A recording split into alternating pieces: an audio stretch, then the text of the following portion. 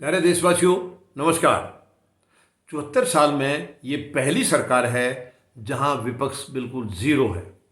विपक्ष नाम की कोई चीज़ देश में एग्जिस्ट नहीं कर रही है, ये पहली बार है। यानी आज सरकार निरंकुश काम कर रही है, बिल्कुल कोई पूछने वाला नहीं है। जनता की तो एक रिवाज है यहाँ, हमारे यहाँ सरकारों की जनता की कोई परवाह नहीं करते हैं। जनता को ये केवल तभी पूछते हैं जिस वक्त वोट की ज़रूरत होती है। हालांकि वर्तमान में तो उसकी भी ज़रूरत नहीं रही है, ईवीएम मशीन के इससे सारा काम हल हो जाता है। अदरवाइज जनता की ज़रूरत केवल चुनाव के टाइम पड़ती है और बाकी 5 साल केवल जनता को दर्द देते आए हैं। लेकिन दुख की बात यह है कि विपक्ष जो है वो सरकार की गलत नीतियों का विरोध करता रहा है। अब वो नहीं है, अब वो काम बिल्कुल नहीं है। वर्तमान में विपक्ष नाम की कोई चीज़ नहीं है। तो चाहे ये बेरोजगारी बढ़ती जा रही है, महंगाई बढ़ती जा रही है, कोई मतलब नहीं, अर्थव्यवस्था हमारी बर्बाद होती जा रही है। सरकार जो मर्जी करे उसको कोई पूछने वाला नहीं, उनके सामने सवाल खड़ा करने वाला कोई है ही नहीं।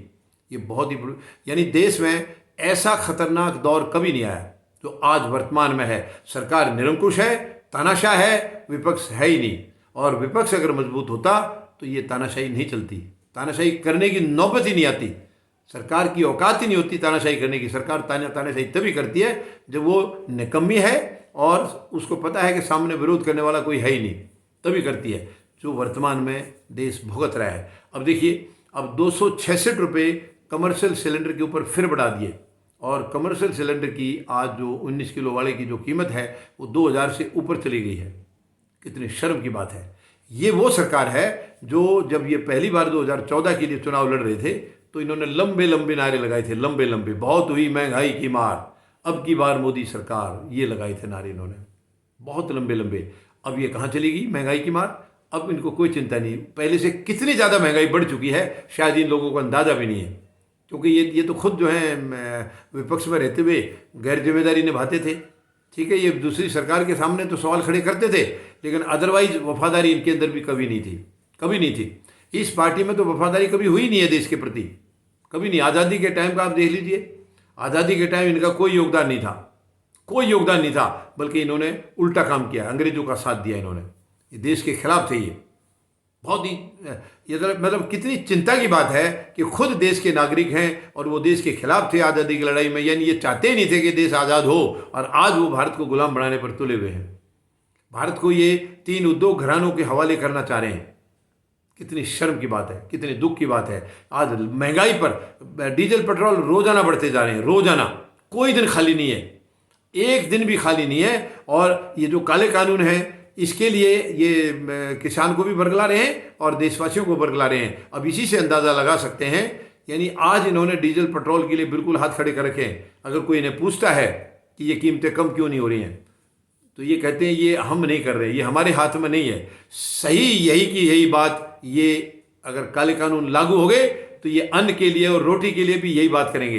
ये सीधा कहेंगे ये हमारे हाथ में नहीं है, ये तो उद्योग घराने कर रहे हैं। तो इसलिए किसान वहाँ बैठे हैं। किसान किसी और वजह से नहीं बैठा और अकेले अपने लिए भी नहीं बैठा किसान वहाँ गरीब और मजदूर की ज़्यादा ज़रूरत समझ करके बैठे हैं। क्योंकि गरीब और मजदूर की रोटी ख़त्म हो जाएगी, उसको रोटी नसीब नहीं होगी, क्योंकि रोटी उद्योग घरानों के हाथ में चली जाएगी। फिर वो जिसको दिल करेगा देंगे, जिसको दिल करेगा नहीं देंगे। ये करने के लिए ये सरकार जो है ये कानून लेके आई थी। बड़ी शर्म की बात है। लगातार महंगाई बढ़ रही है, हर चीज़ की बढ़ रही है, लेकिन सरकार निश्चिंत है, बिल्कुल निश्चिंत है। एक कदम भी कहीं इनको हलचल नहीं है, जरा सी भी हलचल नहीं है कि देशवासी क्या कहेंगे या क्या करेंगे, क्योंकि इनका मकसद ही है देशवासियों को तकलीफ देना, पीड़ा देना। इन्होंने हमेशा दर्द दिया है, ये सुख दे ही नहीं सकते। इनकी किस्मत में नहीं है कि ये देशवासियों को सुख दें।